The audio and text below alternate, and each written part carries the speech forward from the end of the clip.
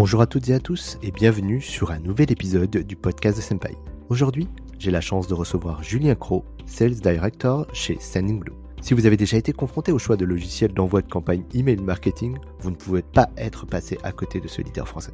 Aussi, je suis heureux de pouvoir vous partager ce podcast car j'affectionne tout particulièrement cet univers qui est tout simplement passionnant. Nous aborderons pour bien commencer l'histoire de Sendinblue et comment cet éditeur français de logiciels a su s'imposer dans cet océan rouge où la concurrence fait rage.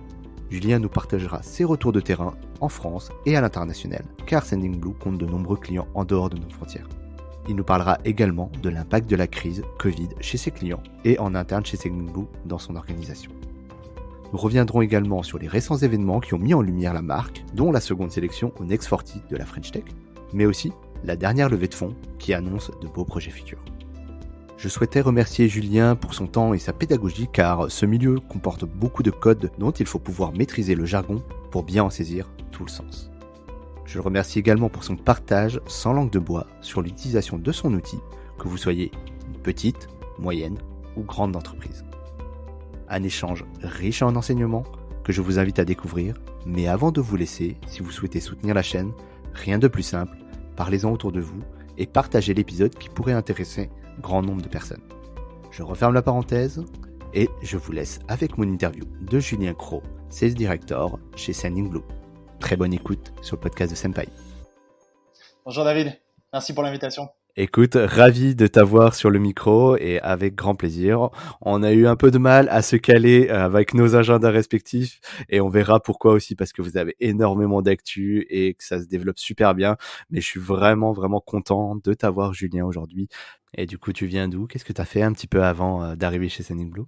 Alors écoute, avant ça, j'avais pas mal voyagé. J'ai pu travailler dans plusieurs zones. J'ai passé pas mal de temps à Berlin, dans des startups aussi. J'avais pu aussi travailler en Asie et puis là pour le coup de l'autre côté à Mexico. Et puis j'ai eu envie tout simplement de revenir d'abord en France. Et puis voilà, par opportunité, je me suis retrouvé chez Sendinblue et j'en suis très content.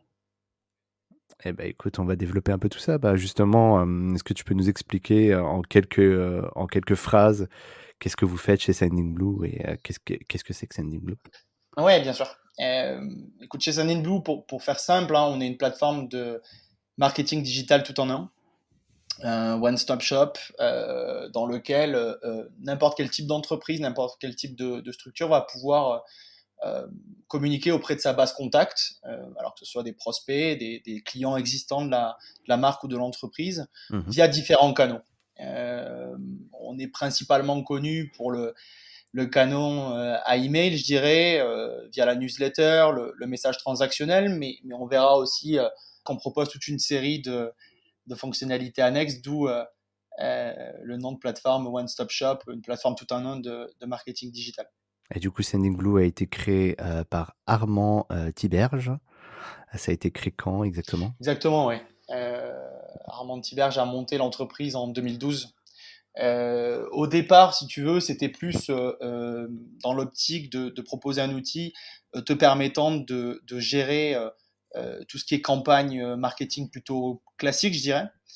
Et puis en 2014, la plateforme a quand même pas mal évolué avec l'arrivée de la fonctionnalité marketing automation, dans le but de multiplier, si tu veux, comme je le disais au départ, les différents canaux de communication dans un seul et même compte, pour arriver en 2019 à une plateforme beaucoup plus complète en termes de canaux.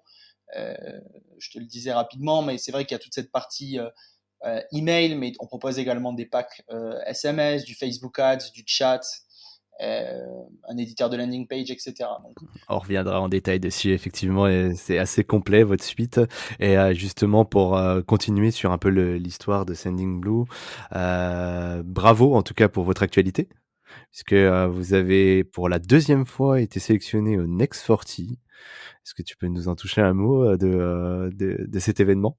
ouais, exactement. Alors, il y a eu plusieurs choses. Il y a eu effectivement le Next 40 où on est sélectionné pour la deuxième année consécutive dans le classement. Mais ça s'est basé surtout sur l'actualité plus globale de l'entreprise. Si tu veux, en 2017, tu as eu un premier financement, une première levée de fonds qui a lieu. où l'entreprise collecte 30 millions. Et puis ensuite, une seconde levée de fonds en octobre 2020, donc plus récemment. L'année Euh, une, dernière. ouais, exactement. Une série B où là, tu as une levée de 140 millions, ce qui est une des plus. Un tour de table, si tu veux, qui est parmi les plus élevés sur ce secteur-là en Europe et en Amérique du Nord. Et donc, forcément, ça a un petit peu attiré l'attention aussi je suppose, de la French Tech qui construisait le classement. Et c'est vrai on est super content d'y figurer, clairement. En étant une boîte française, c'est une super visibilité pour nous. Et puis, de pouvoir contribuer, c'est top. Yes, je t'ai pas posé la question, mais aujourd'hui, c'est combien de personnes, Sending Blue? Aujourd'hui, là, on s'approche des 450 employés sur 5 bureaux. Tu as le siège, si tu veux, qui est à Paris. D'accord. Et puis ensuite, tu as un bureau à Noida en Inde, un bureau à Seattle, un bureau à Toronto et un bureau à Berlin. Très clair. Et du coup, c'est la partie technique est toujours en France. Comment c'est réparti? Vous avez des bureaux plutôt commerciaux? Oui, alors en fait, sur la répartition, l'intégralité des bureaux sont composés de différentes équipes. Le plus gros de l'effectif est à Paris et à Noida. Mais dans l'ensemble, chaque bureau dispose d'une équipe marketing, d'une équipe support, d'une équipe commerciale Bien et sûr. d'une équipe tech aussi. Maintenant, comme je le disais, bon voilà, le plus gros de l'effectif reste sur Paris et Noida avec 100 à 150 D'accord. personnes Et par on bureau. discutait un petit peu en off tout à l'heure, mais du coup, dans ton équipe, c'est combien de personnes aujourd'hui que tu manages? Parce que ça grossit. Les levées de fonds, elles sont là aussi pour vous développer, justement. Et il y a eu Ouais. des rachats. Je sais pas si tu peux en parler maintenant. Ouais, oui. Alors là-dessus, pour donner quelques chiffres, côté commercial, l'équipe commerciale est composée d'une vingtaine de personnes seulement, qui vont adresser différentes typologies de clients. J'aurais peut-être dû commencer par là, mais grosso modo, chez Sendinblue, tu as deux types de solutions. Tu as une plateforme classique self-service avec des packs prédéfinis, un volume d'envoi, des fonctionnalités associées, et une solution entreprise où on pourra en parler aussi, mais on va te proposer du sur-mesure et on va t'accompagner via notamment un CSM. L'équipe commerciale, en fait, elle suit cette logique-là. Tu vas avoir une équipe qui est dédiée au self-service et qui va accompagner les créations de comptes notamment. Grosso modo, tu crées ton compte sur la plateforme en self-service et tu as de fortes chances qu'on te contacte par téléphone pour savoir ce que tu comptes en faire, ce que tu souhaites mettre en place et quel serait le pack self-service qui correspond le mieux à tes besoins. Ça, c'est une première chose. Tu as ensuite, côté entreprise, des demandes qui sont soumises via formulaire. Sur le site internet, tu as une page dédiée à la solution entreprise, d'ailleurs, depuis laquelle tu peux réserver directement ton rendez-vous avec un interlocuteur de l'équipe.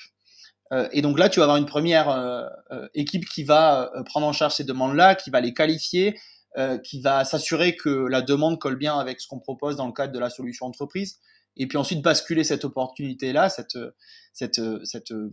prise de renseignement, je dirais, vers un account exécutif qui, lui, est en charge d'accompagner le prospect jusqu'à la signature du contrat. Et donc, pour revenir sur la structure de l'équipe, le plus gros de l'équipe commerciale aujourd'hui est à Paris. Mais tu as aussi des personnes qui sont basées à Mhm. Toronto et tu as des personnes qui sont également basées à Berlin. Non, bah, très clair. Merci pour les précisions. Et justement, par rapport à ça, question vraiment standard, qui Mhm. sont tes clients du coup aujourd'hui chez Sending Blue, la typologie? Est-ce que ça s'adresse un peu à tout le monde? Est-ce qu'il y a un secteur en particulier, B2B, B2C, B2B2C? Alors, c'est principalement B2B et B2C. Ce qui est super intéressant par contre, c'est qu'on est en capacité, et c'est une des forces de la plateforme très clairement, on est en capacité d'adresser n'importe quel type de demande. Je m'explique. On va être en capacité de travailler avec la TPE, PME, très probablement sur un produit self-service, une solution self-service. Mais à côté de ça, on va travailler aussi avec de grands acteurs du type Carrefour, Travel Supermarket sur d'autres, des associations de taille assez significative comme Greenpeace ou Solidarité Internationale. Et ce qui est, pour moi, hein, mais un des points les plus intéressants, c'est qu'en fait, la plateforme, elle, ne change pas. Je m'explique à nouveau. Côté self-service, tu as ce modèle prédéfini dans lequel bah, tu crées ton compte, tu importes ta base contact, tu crées tes templates et en cas de besoin d'assistance, tu peux créer un ticket ou consulter par toi-même les ressources disponibles en ligne. Mais côté entreprise, si tu veux, autre que les configurations particulières, la configuration d'une IP dédiée, et l'accompagnement qui diffère par rapport au self-service, ça reste le même produit, la même plateforme. Et donc ça, c'est, d'après moi, une vraie force. Et c'est super intéressant d'ailleurs à observer au quotidien, voir un Carrefour travailler sur le même produit, disons, que la TPE du coin, c'est aussi super Non, intéressant. top. Et justement, bon, j'imagine que le gros du volume par rapport à votre stratégie initiale vient du ce que tu appelles le self-service, hein, et qu'aujourd'hui vous commencez à le développer justement, ce que tu me disais, Mhm. de plus en plus cette offre enterprise et les évolutions que tu as commencé à évoquer tout à l'heure vont un peu dans ce sens-là, hein.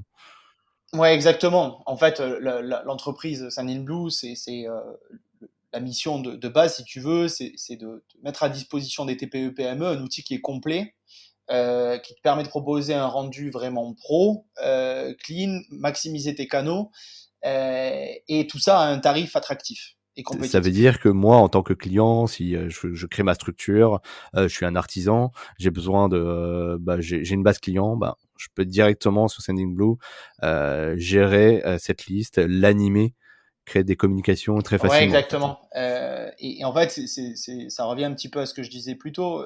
Une des forces de la plateforme, c'est que l'interface, elle a été pensée pour être orientée plus marketing que tech. Et donc, le gros intérêt de la chose, c'est que au niveau de l'adoption de l'outil, on est sur un outil qui est super simple à prendre en main. Ce qui veut dire que tu travailles toi demain dans une TPE PME, t'as pas forcément le temps ou l'effectif ou même les connaissances à vrai dire pour te lancer là-dedans. Ça reste vraiment simple à utiliser. Tu as suffisamment de ressources en ligne pour pouvoir aussi te former de ton côté. Et puis, si tu as envie d'aller un peu plus loin, effectivement, là, tu bascules sur des solutions entreprises où d'abord, on va te proposer une infrastructure dédiée technique. Et puis, au-delà de ça, on va aussi te faire monter en compétences via notamment les actions menées par les CSM. Alors les CSM qui sont les personnes qui accompagnent les clients justement. Ouais, exactement. Les Customer Success Managers qui vont prendre le relais en fait du commercial avec qui tu as pu échanger une fois que le contrat est signé. Ah bah, très clair, du coup ça permet d'aborder un peu les sujets très opérationnels pour des questions peut-être basiques des fois qui sont évidentes, mais quand on n'est pas dans le milieu, ça paraît compliqué du coup pour justement mettre les premières briques au bon moment. Et tu les as un peu évoqués en introduction tout à l'heure, mais il y a Sendinblue, c'est pas que, comme tu dis, un canon à mail, c'est-à-dire que ça peut pas que shooter des newsletters à des Mhm, bases de données de milliers de contacts. Opt-in, hein, on précise, attention, on mhm. est bien RGPD, hein. Ouais, ouais, ouais. Et justement, vous avez étendu un peu votre offre suite à différents feedbacks de vos clients, des investissements, des rachats. Est-ce que tu peux nous en parler un peu? On continue de le faire effectivement. On est, je le disais tout à l'heure, connu pour la partie campagne, emailing et transactionnel.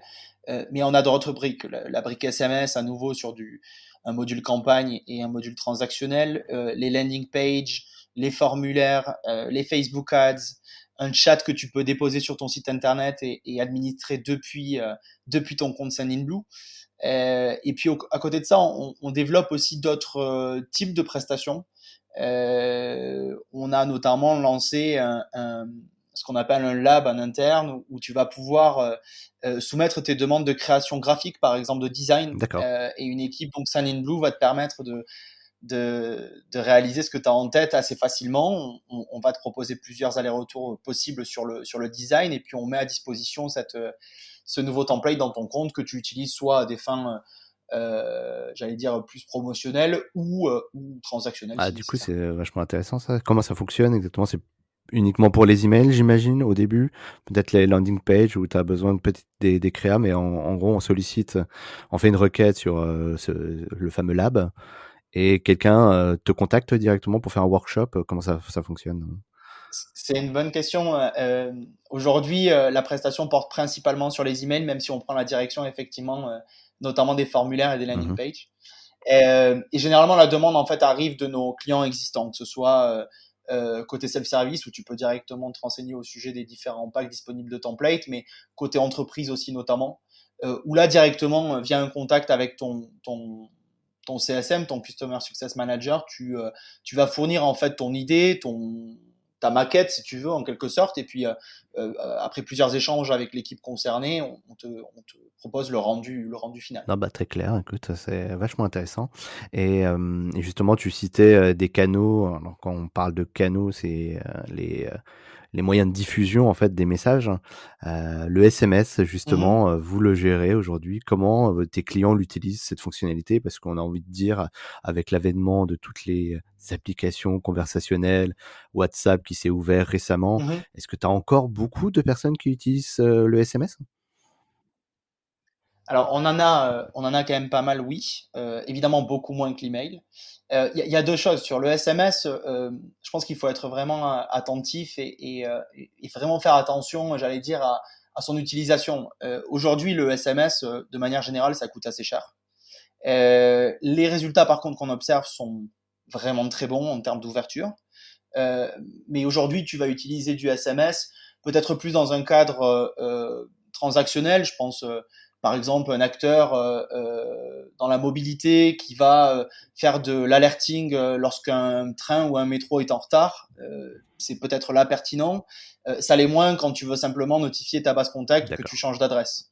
Donc voilà, il faut quand même réfléchir à l'utilisation. Maintenant, oui, et pour revenir à ce que tu disais, c'est vrai aussi, il y a d'autres canaux de plus en plus commun.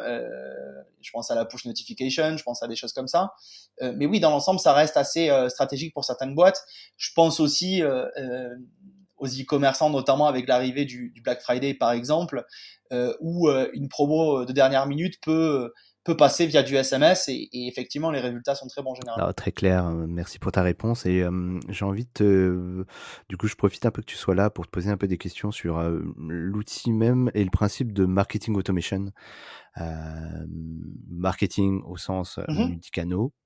Comment aujourd'hui, tes clients utilisent la mhm, plateforme pour gérer ce côté un petit peu, plusieurs canaux, de diffusion? On en a cité au moins 2 là qui sont le mail et le SMS. Comment la plateforme elle répond à ça? Et mhm. pour les gens qui connaissent pas tout ce qui est trigger, les workflows, est-ce que tu peux nous en parler un petit peu? Comment vous adressez ce sujet-là, pour le Mhm. coup? Bah, il y a plusieurs choses. D'abord, effectivement, peut-être débuter par une petite définition rapide de ce qu'est le marketing automation.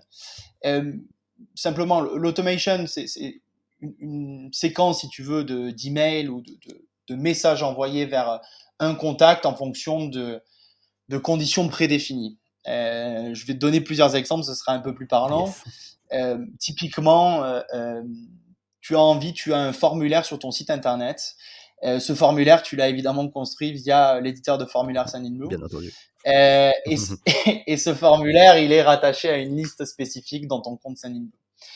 Et ton action qui va déclencher ton scénario d'automation, c'est l'ajout d'un contact spécifique dans une liste. Et toi, ton envie, tout simplement, c'est que lorsqu'une personne s'inscrit sur ton site internet, elle reçoive automatiquement, 2 minutes suite à l'inscription, un message de bienvenue pour débuter. Euh, Typiquement, tu vas construire ton arbre d'automation, ton workflow, et tu vas pouvoir indiquer que suite à l'ajout d'un contact spécifique, 2 minutes après, un message de bienvenue qui a été également designé dans la plateforme va être envoyé vers le contact en question. Et puis à côté de ça, ce que tu vas faire, c'est que tu vas probablement t'intéresser au statut d'ouverture de cet email-là, Mmh. en appliquant une condition dans ton workflow. La condition, elle va porter sur le statut d'ouverture de l'email transactionnel de bienvenue qui a été envoyé. Et donc tu vas dérouler comme ça. Et tu vas donc avoir plusieurs branches. Une branche qui va reprendre les personnes qui ont bien ouvert ton message de bienvenue. Et là, dans ce cas-là, peut-être que c'est pertinent d'appliquer du scoring pour les isoler, les mettre dans une autre liste spécifique. Et puis pour les personnes elles, qui n'ont pas ouvert ton message de bienvenue, peut-être patienter 24 heures avant d'envoyer une communication, cette fois-ci via un autre channel. Je pense au SMS par exemple. Ça pourrait être pertinent. Euh, Ça, c'est un premier exemple avec du message de bienvenue qui est quelque chose de super commun. Mais on peut penser à du panier abandonné également.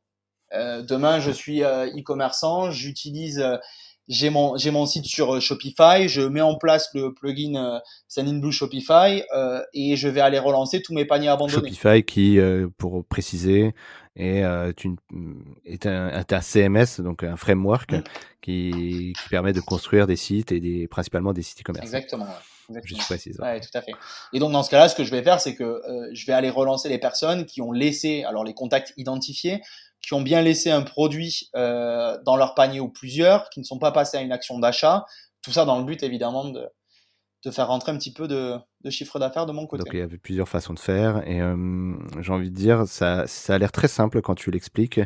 Est-ce que ça l'est autant, dans la plateforme quand on se met dedans? Comment ça est-ce qu'on a besoin justement de coder? Est-ce qu'on a besoin de faire appel à tes équipes pour le setup?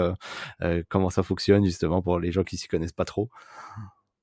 Non, mais c'est une bonne question, alors sincèrement, je crois que c'est vraiment simple à prendre en main, enfin l'outil et ça revient un petit peu à ce que je disais tout à l'heure hem, quant à l'interface de la plateforme Sendinblue, on est encore une fois sur une plateforme qui est vraiment orientée plus marketing, qui est là pour que les marketeurs puissent accélérer leurs initiatives, ne soient moins dépendants effectivement des équipes techniques, une plateforme qui est plus souple, qui est plus flexible. Et donc pour revenir à l'automation, très sincèrement, je pense que l'outil à proprement dit est facile à prendre en main. Cela dit, t'es pas tout seul non plus. C'est-à-dire que quand tu te lances dans un contrat, dans une solution entreprise, le premier point que tu fais avec ton Customer Success Manager, c'est de donner tes objectifs marketing pour l'année à venir. Et tu vas dire, bah, grosso modo, voilà ce que j'ai envie de faire, voici mes enjeux, et puis tu vas pouvoir monter en compétence avec lui.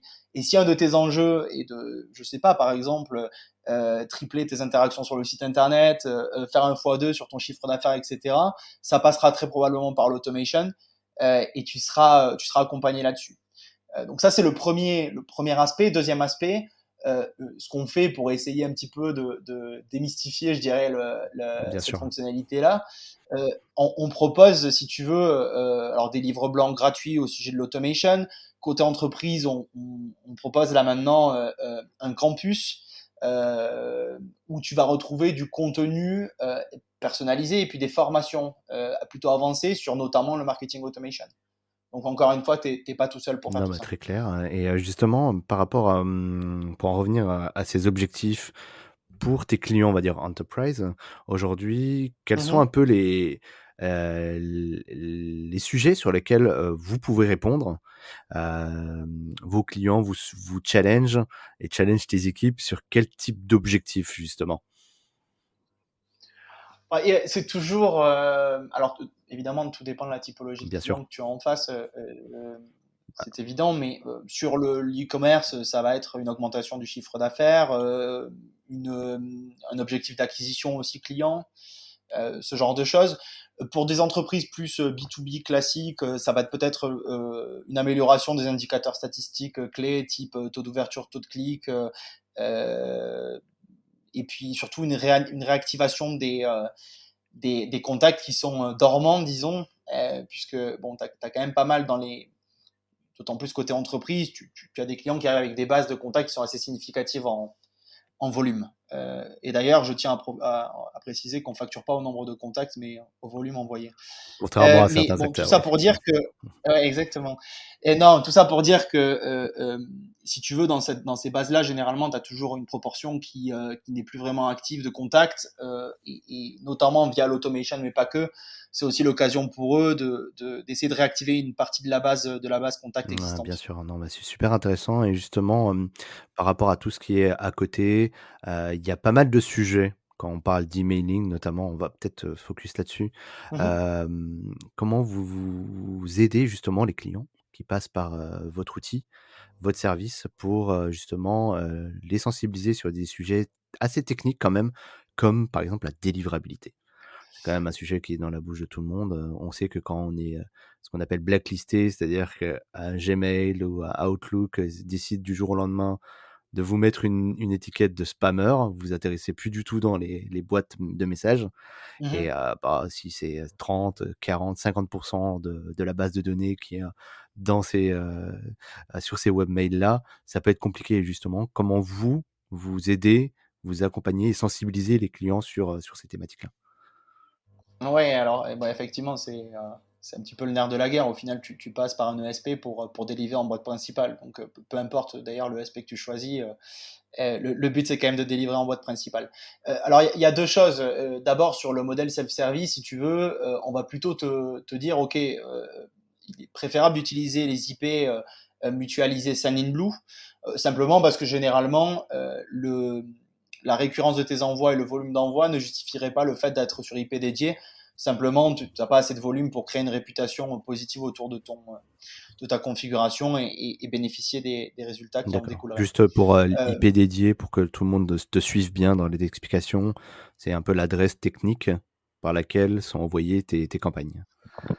ouais, exactement. C'est une sorte de Oui. passeport, disons, qui est Et donc on unique. la partage en Et fait donc, quand on a un compte self-service, on la partage avec plusieurs comptes et il y a plusieurs pools. effectivement, si tu es sur effectivement, ouais, si tu sur du self-service, tu as plusieurs pools de clients sur une seule et même IP. Chacun, par contre, a évidemment ses propres expéditeurs personnalisés, ses domaines renseignés, etc. Donc là-dessus, côté destinataire, tu ne vois pas que l'IP, elle, est partagée. Et nous, de notre côté, pour garantir de bons résultats, on a pas mal de process de sécurité qui s'appliquent et on va les vérifier, les statistiques des envois, éventuellement suspendre un compte quand on s'aperçoit que les résultats sont pas bons pour qu'ils n'impactent pas les autres clients partageant l'IP, etc. Côté par contre entreprise, là tu pars sur IP dédié et donc cette IP là, elle t'est réservée, c'est toi qui l'utilises seulement. Tu peux avoir une ou plusieurs IP dédiées par contre, en fonction de tes usages. Généralement, quand tu fais à la fois des campagnes marketing mais aussi du transactionnel, tu as à minima 2 IP, une par activité. Et donc à partir de là, ce qu'on va faire avec toi, c'est que lors de la phase d'onboarding qui dure entre 4 et 6 semaines chez nous, au lancement du contrat, tu vas avoir également un point avec l'équipe délivrabilité qui va te suggérer la meilleure configuration possible, qui va t'aider à aller renseigner les clés sécurité nécessaires, le DMARC, DKIM et autres, qui va te donner son avis par rapport aux statistiques que tu avais aussi chez d'autres fournisseurs avant d'arriver. Essayer de comprendre un petit peu ce qui s'est passé, ce qui marchait bien, ce qui marchait pas bien, et puis essayer d'améliorer tout ça dans le temps. Donc là-dessus, on est super vigilant parce que nous, c'est notre cœur d'activité. Et donc c'est vrai que là-dessus, on rigole pas avec cette partie-là, très Ouais, clairement. complètement, ouais. Et justement, les CSM sont aussi là pour piloter. Comment ça s'organise de votre côté? Vous faites ce qu'on appelle des reviews avec les clients? Ouais, exactement. Alors, le CSM fait tampon, si tu veux, généralement entre le client et l'équipe délivrabilité Sendinblue. Par moment, tu as des interventions directes aussi de l'équipe délivrabilité. Mais effectivement, les CSM sont là aussi pour fournir une revue trimestrielle avec une analyse notamment des statistiques sur tes campagnes, sur ton transactionnel et des axes d'amélioration pour la Ah suite. bah, très clair. Merci pour, ces éléments d'explication parce qu'on lit souvent des choses, sur internet et il y a plein de bonnes pratiques, mais de les entendre par, la bouche de quelqu'un qui traite ce sujet tous les jours, c'est toujours, plus simple et voilà, je pense que c'est plus clair pour l'audience justement, ces histoires d'IP, on en entend tout le temps parler donc Au-delà de ça, bien enfin, sûr. si je peux me permettre de rebondir là-dessus, on en parlera certainement après, mais au vu de la période qu'on traverse tous en ce moment, c'est peut-être encore plus important de faire attention à cette partie de délivrabilité, de s'appliquer des règles d'hygiène sur sa base contact, simplement parce qu'on est tous saturés d'emails, et que pour s'assurer d'avoir de fortes chances d'arriver en boîte principale, il faut s'adresser au bon contact au bon moment avec du contenu personnalisé euh, et s'assurer que ces IP Bah, aient justement, tu une en bonne parles. Est-ce réputation. que, la situation de confinement, le covid, a eu un impact Mhm. significatif, sur tes clients et quelle typologie de client est le plus affecté, quoi? Un impact significatif, oui, bien sûr. Un impact significatif, évidemment, puisque les différentes restrictions et J'imagine pour tous tes restrictions clients retail en sanitaires. magasin, ça a été quelque Ouais, chose. exactement. Alors de leur côté, la situation est parfois catastrophique ou très difficile à gérer. Je pense notamment à la partie TPE, PME. Et c'est vrai qu'on avait mis à disposition, mais on n'est pas les seuls d'ailleurs, des actions les aidant en mettant à disposition un chat gratuit, des choses comme ça. Mmh. Maintenant, nous, de notre côté, par contre, ce qu'on observe, c'est que depuis le début de cette pandémie, les entreprises se refocalisent un petit peu plus sur la partie, notamment email, pour rester connectés avec leurs clients, tout simplement. Et donc, de notre côté, si tu veux, en tant qu'éditeur de logiciels, ESP et autres, cette période-là, elle est, en termes de croissance, elle ne nous a pas impacté, elle est même plutôt favorable, à vrai dire. Ouais, bah, en termes d'acquisition client, j'imagine que ça soit en self-service ou en enterprise, les gens ont commencé à te solliciter. Ouais, ouais, bien sûr. Enfin, pour donner quelques chiffres, mais en 2020, c'est 60% de croissance, et sur la période mars à juin, c'est 50% de croissance, qui correspond le début de la pandémie, si tu veux. Donc non, ça marche très bien de notre côté. Par contre, nous, on fait en sorte, et encore une fois, on n'est pas les seuls, à essayer de mettre à disposition ces outils-là à des tarifs préférentiels. On propose souvent des coupons ou des actions promotionnelles pour accéder à l'outil avec des avantages, si tu veux, pour les TPE, PME notamment, qui souffrent énormément de toutes ces restrictions. Non, mais très clair. Écoute, de votre côté, chez Sending Blue, est-ce que ça a eu un impact justement, vous en interne? J'en profite qu'on parle de ça pour te poser la question. Bah, un impact en interne, je pense qu'on n'est pas différent d'une autre boîte. C'est-à-dire que traverser cette phase-là où pendant maintenant un an, tu travailles en télétravail, tu vois assez peu régulièrement tes collègues.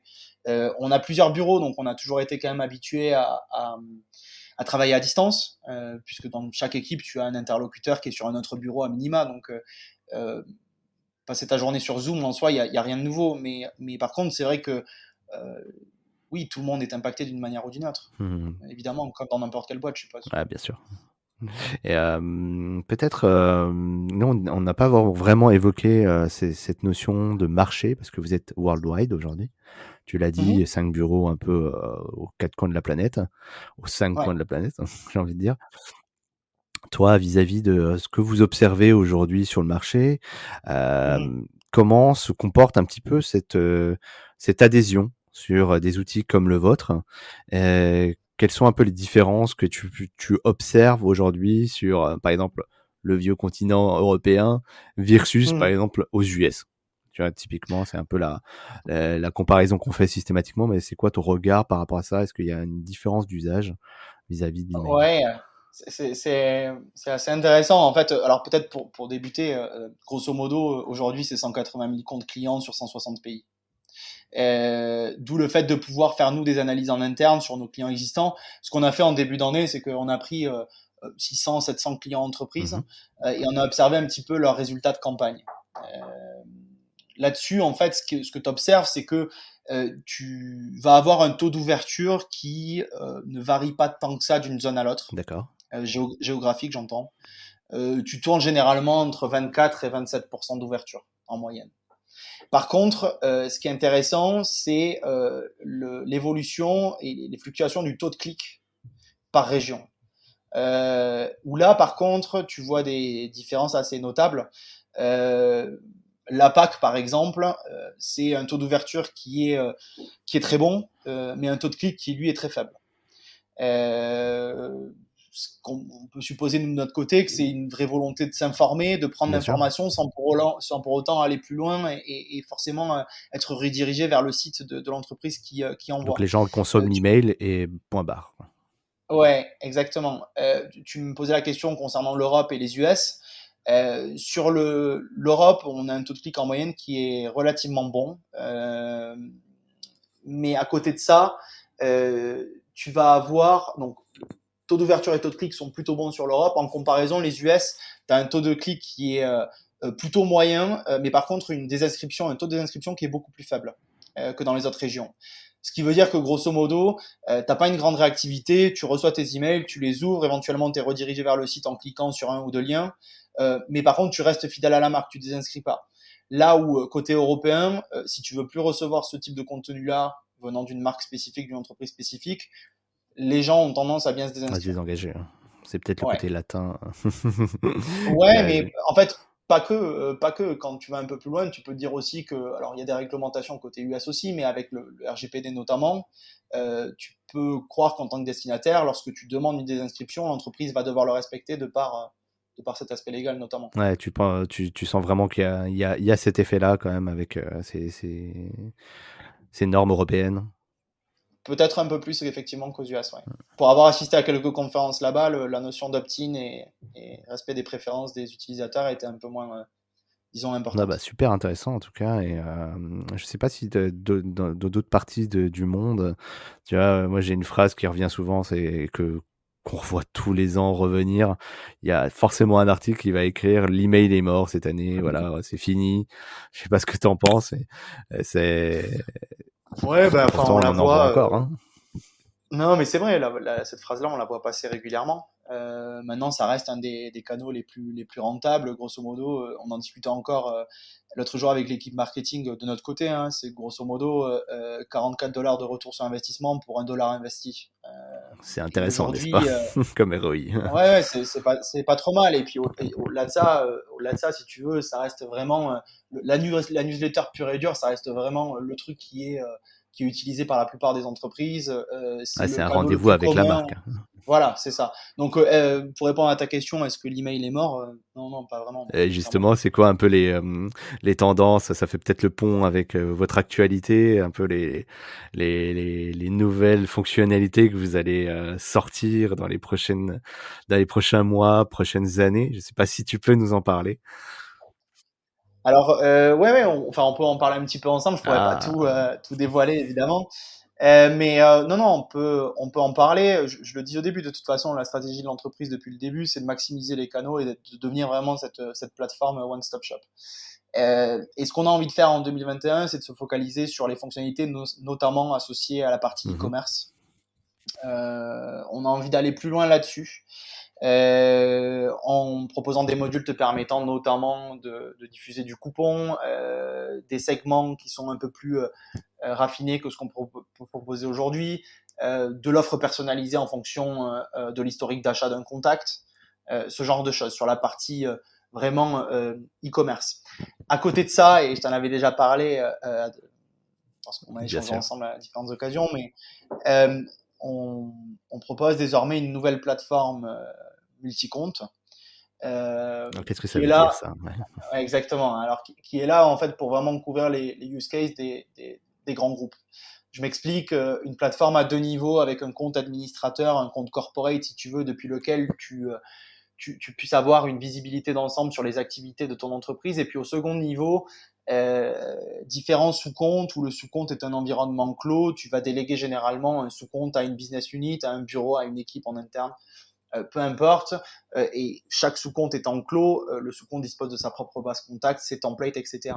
Le but de tout ça, si tu veux, il y en a plusieurs. D'abord, au niveau de l'administrateur, ça te permet à toi d'avoir cette vue d'ensemble, de pouvoir construire un reporting d'ensemble aussi, et ça te permet également de faire respecter une charte graphique qui s'appliquerait sur l'intégralité de la communication que tu envoies au nom de l'entreprise. Bien sûr. Euh, le deuxième intérêt, c'est que ça t'évite d'avoir, si tu veux, des comptes un petit peu éparpillés partout. Typiquement, quand on a des clients qui nous approchent pour ce type de solution-là, euh, eux recherchent en fait une solution qui permettrait une sorte de contrat cadre, hein, si tu veux, qui permettrait en fait de rassembler les différentes entités qui sont présentes à droite à gauche sur le marché et chez d'autres fournisseurs dans une seule et même solution. Et c'est ce qu'on a envie d'adresser notamment. Donc, on va le faire avec cet outil-là. Donc ça, c'est un des nouveaux produits qui va être amené à sortir et sur lequel on communiquera très prochainement. On Euh, diffusera, on suivra un petit peu les infos, on les relaiera du coup. exact, exactement. Et puis à côté de ça, je te parlais tout à l'heure de ces envies sur l'e-commerce. On a envie aussi de s'améliorer sur la partie segmentation avancée. On dispose déjà d'un outil de segmentation qui permet de faire pas mal de choses. Mais on a envie d'aller plus loin là-dessus, pouvoir notamment le coupler avec des événements que tu recevrais via le marketing automation, et d'aller un petit peu plus loin sur cette partie-là. Tu Donc peux nous il y a donner pas un mal de exemple, par exemple, de cas d'usage que vous allez pouvoir adresser justement? ouais, alors pour un acteur, alors j'allais prendre un acteur du tourisme, c'est peut-être pas le meilleur moment, Euh, mais Ça reviendra. non, non, mais effectivement, puis surtout on en a plein dans la base client, donc mais typiquement aller croiser l'historique d'achat d'un destinataire sur des voyages par exemple, avec des informations qui elles sont dans ta base, disons standard CRM, pour aller chercher quelqu'un qui a réalisé au moins trois actions d'achat sur les 6 derniers mois sur une destination et qui a à côté de ça un code postal qui correspond à 31 700 Donc par exemple. typiquement, je suis un grand voyageur, j'adore l'Italie. J'ai fait 2 voyages et j'habite à la frontière et tu vas pouvoir me pousser potentiellement une offre dédiée localement à cette population-là, quoi. C'est un exemple, c'est un exemple. Alors, ce sera pas demain matin, hein, mais c'est ce qu'on a envie de faire là très Ah prochainement. bah, Ouais. très clair, très intéressant. C'est un use case, je pense, qui est de plus en plus demandé. Et c'est de l'intelligence dans les segments qui fait que bah, on shoot pas. Bah, c'est bientôt fini de shooter à tout le monde, quoi, hein. Finalement, une campagne mass market, full base, comme on dit dans le milieu. Ça, Ouais, ouais, vous êtes en clairement, train de killer clairement. ce problème, quoi. Bah, à vrai dire, oui, on essaie de l'adresser en tout cas. Maintenant, en fait, c'est plus dicté par les destinataires, à vrai dire. Je pense que tu t'en fais Bien sûr. l'expérience toi-même, moi aussi, à titre privé, tu reçois 300 C'est emails par hallucinant, jour de et j'avais vu différentes un chiffre comme ça entreprises d'ailleurs. et Une voilà. centaine d'emails par jour, c'est la folie. Voilà. Donc tu vois, à partir de là, bon, c'est aussi cohérent de vouloir peut-être faire moins en volume, mais proposer le bon contenu au bon moment. Et je pense à ça notamment, mais euh, oui, c'est ce qu'on observe. Alors, il y a toujours cette idée de se dire, OK, bah, il faut arriver à délivrer au bon moment, au meilleur moment par contact. Tu as des fonctionnalités qui le permettent. On propose notamment de l'optimisation dans l'heure d'envoi, en se basant sur les résultats des campagnes précédentes. Mais au-delà de ça, l'idée, elle est vraiment d'aller proposer ce contenu ciblé. On le voit notamment, je parlais tout à l'heure, tu sais, de l'équipe Lab qui propose des Ouais, templates tout à sur fait. mesure. Quand on voit les demandes qu'on reçoit aujourd'hui, il y a une vraie volonté d'aller sur quelque chose d'un peu plus avancé, d'un peu plus innovant de la part des clients aussi. Eh ben super, eh ben on clôturera sur cet adage qui est le bon message sur le bon canal, à la bonne personne au bon moment, qui est le sujet à optimiser quand on est une équipe marketing et une marque qui utilise du coup ces canaux de diffusion. Et bah merci beaucoup Julien, super intéressant, merci pour ta pédagogie et aussi tes retours de terrain qui très concrets. On a hâte de vous découvrir un peu la suite des événements chez Sending Blue. Peut-être pour le mot de la fin, comment est-ce qu'on peut te contacter tes équipes? Est-ce que tu es actif sur les réseaux sociaux? Alors, bah, d'abord, merci pour l'invitation à nouveau. Très simple, me contacter le plus simple est probablement par LinkedIn. Tu acceptes Euh, les invitations. au-delà- ouais, ouais, exact. Au-delà de ça, non, pour toute prise d'information par rapport à la plateforme, bah, je dirais directement passer par le site internet de Sendinblue où tu as différents formulaires pour renseigner ta demande et quelqu'un reviendra forcément vers toi. Le plus rapidement possible, c'est pas tout le temps facile, mais le plus rapidement possible. Et puis au-delà de ça, on propose aussi du contenu gratuit avec notamment des webinaires live et des sessions questions-réponses tous les jeudis matins à 11h. Toutes les informations sont dispo sur le site internet de Sendinblue, mais c'est toujours intéressant aussi de se rendre là-dessus si les personnes ont envie d'en savoir plus. Eh ben, le message est lancé et on mettra tous les liens utiles en description, ainsi que ton contact sur LinkedIn pour les gens qui voudraient te rajouter et te contacter. N'hésitez pas à mentionner que vous venez de la part de Senpai, comme ça, t'accepteras peut-être plus facilement. Et bah, merci beaucoup, Julien. Euh, Avec plaisir, et merci. ravi d'avoir pu échanger avec toi pendant quelques minutes. Et à très bientôt et bonne continuation chez Sending Blue, du coup. À très vite et puis merci. À Salut, plus Julien. tard. Bye. Merci d'avoir suivi cet épisode du podcast de Senpai. Si vous souhaitez soutenir la chaîne, rien de plus simple, partagez ou tout simplement parler du podcast autour de vous. Cela sera d'une grande aide, je vous l'assure. Nous vous donnons rendez-vous pour le prochain épisode et si vous ne pouvez pas attendre, une seule adresse www.senpai.io pour écouter d'autres témoignages passionnants. À très vite sur le podcast de Senpai.